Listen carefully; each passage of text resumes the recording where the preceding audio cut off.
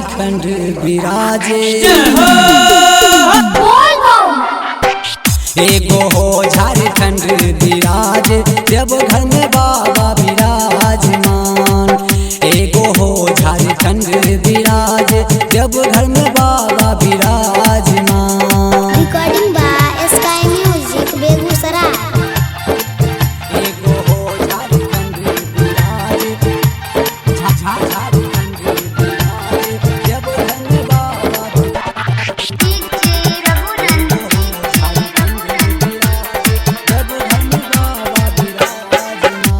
चला चला भैया बहिना कमर सजाई के। चला चला भैया बहिना कमर सजाई के। सुल्तानगंज से चला भैया जलावा उठाई के। सुल्तानगंज से चला भैया जलावा उठाई के। सुल्तानगंज से चला भैया जलावा उठाई के। जय जय भोले जय जय भोले जय जय भोले जय जय। जलावा चढ़ैबो हम भोले दिन सोमवार के। जय जय भोले जय जय भोले जय जय भोले जय जय। जलावा चढ़ैबो हम भोले दिन सोमवार के। एगो हो झारखंड विराजे। एगो हो झारखंड विराज जब घर में बाबा विराजमान। एगो हो झारखंड विराज जब घर में बाबा विराजमान। Recording by Sky Music Begusarai.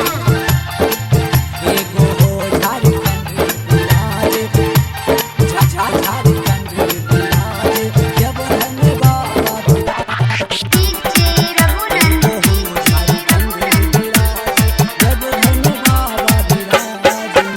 सावन महीनमा भोले महिमा अपार बा। सावन महीनमा तोहर के पूजा करे सारा संसार बा।